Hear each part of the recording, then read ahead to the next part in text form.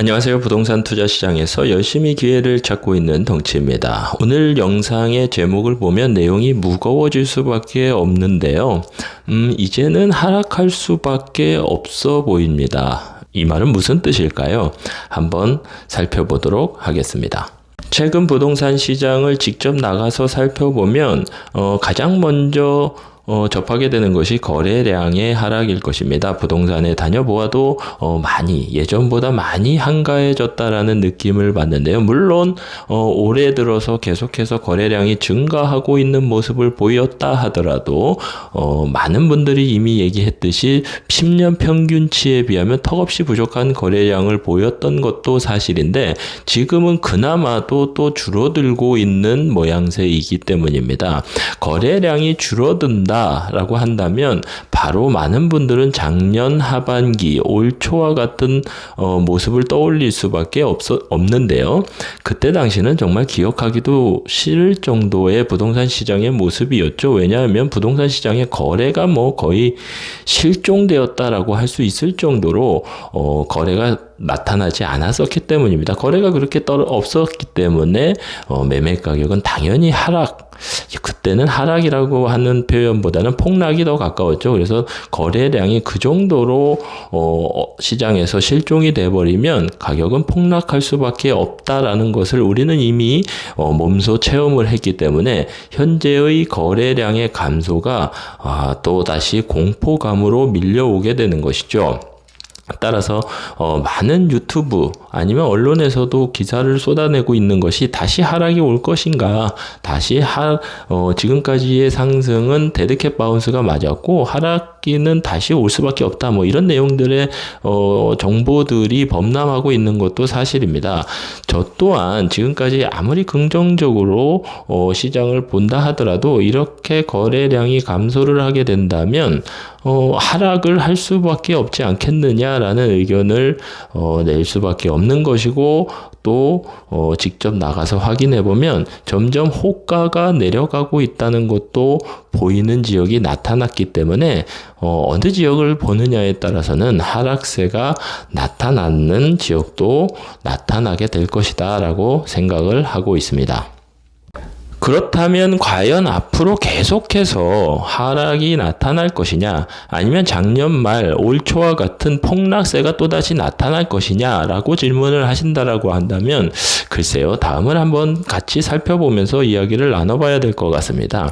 일단은 한번 그 화면에 보이는 기사 제목과 같이 어떤가요? 작년 올 초만 하더라도 이렇게 수억 원이 뚝뚝 떨어지고 금융위기 때가 아니라 대한민국 국민으로서는 정말 생각하기도 싫은 IMF 때를 다시 떠올리게 하는 집값만큼은 IMF 이후에 최대 폭락했다라는 이런 기사들이 나오고 있었고, 또한 매매 가격뿐만 아니라 전세 가격의 하락폭은 역대 최고를 기록했다라고 할 수 있겠죠. 그래서 역대 최고로 폭락한 전세 가격이 또다시 화두가 되었고, 그에 따라서 깡통 전세, 역전세 등의 단어들이 언론을 장악했던 것을 우리는 기억하고 있습니다. 또한 다음 기사처럼 서울 아파트 매매 가격과 전세 가격의 격차가 최대로 벌어졌는데, 21세기 들어서 최대라고 하죠.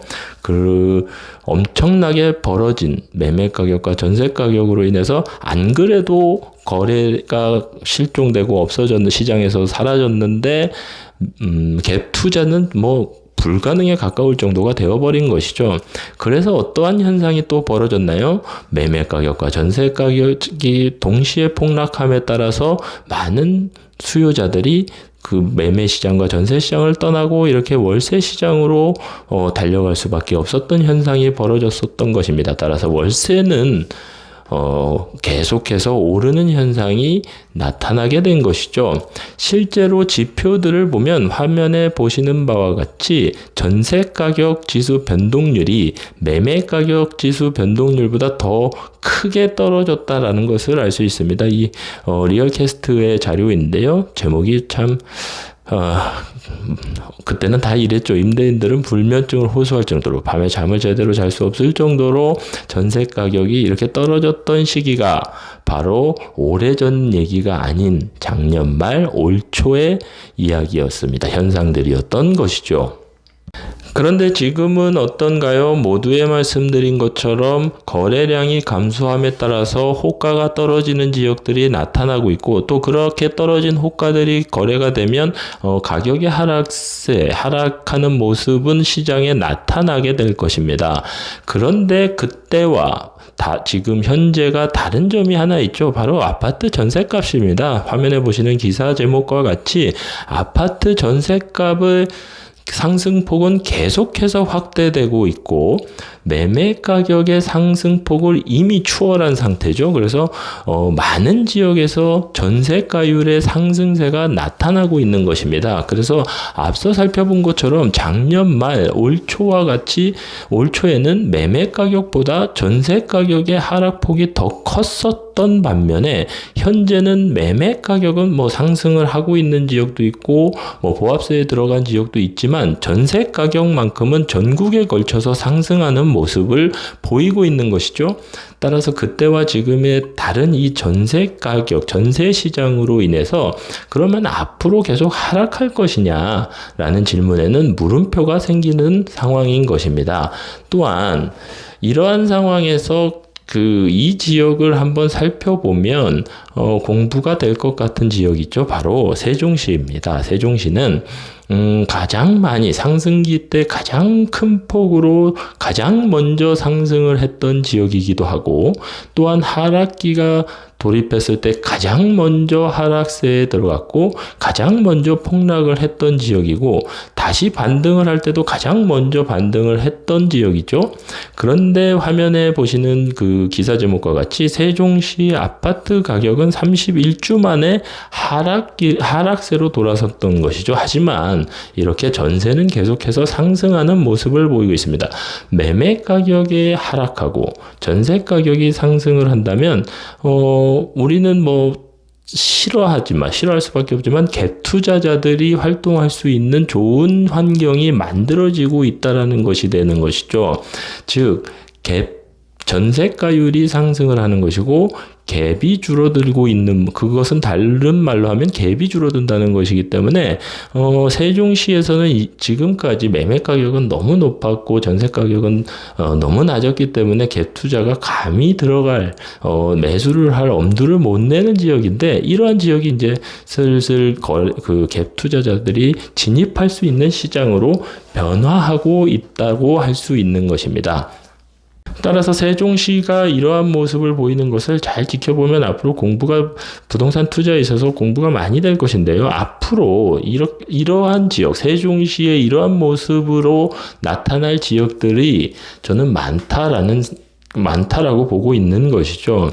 서울시도 지금 마찬가지고, 서울 수도권이 지금까지 가장 많이 올랐던 지역이기 때문에 서울 수도권에서도 세종시와 같이 아파트 가격이 하락하는 모습을 보일 수는 있습니다만, 이렇게 전세 가격은 계속해서 상승을 하는 모습을 보일 가능성이 높아지고 있는 것이죠.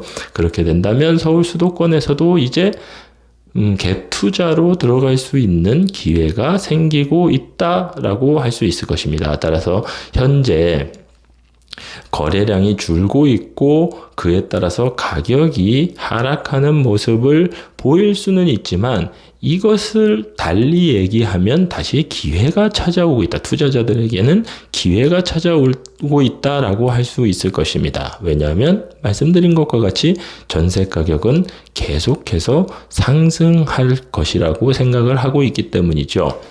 전세 가격이 계속해서 상승할 것이다 라고 생각하는 이유는 간단합니다. 지금까지 다주택자를 옥죄는 정책을 펼쳐왔기 때문에 시장에서 다주택자들이 많이 퇴출을 당했고, 그리고 올 초와 같은 폭락장 이후에 그 전부터 그랬습니다만 실거주자만이 부동산 시장에 참여할 수 있는 분위기가 되었고, 또한 실거주 의무와 같은 규제는 풀리지 않았기 때문에 부동산 시장은 지금까지 철저하게 실거주자 위주로 개편이 되었던 것이죠. 따라서 부동산 시장에서 임차 물건을 공급하는 공급자의 역할이 축소되고 사라졌기 때문에 전세 가격은 앞으로도 계속해서 상승을 할 수밖에 없을 것입니다. 물론 공급도 줄어들고 있기 때문에 더더욱 전세 가격은 상승할 수밖에 없는 것이죠.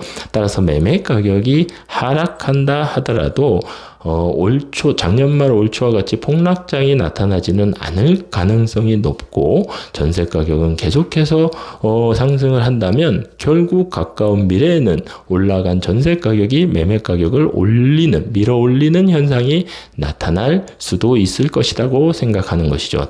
따라서 현재 하락세가 나타난다 할지라도 이것을 우리는 기회로 받아들여야 할 것입니다. 항상 투자자 여러분의 성공적인 투자 이어나가시기를 응원합니다. 감사합니다. 영상이 좋았다면 구독, 좋아요, 알림 설정 부탁드립니다.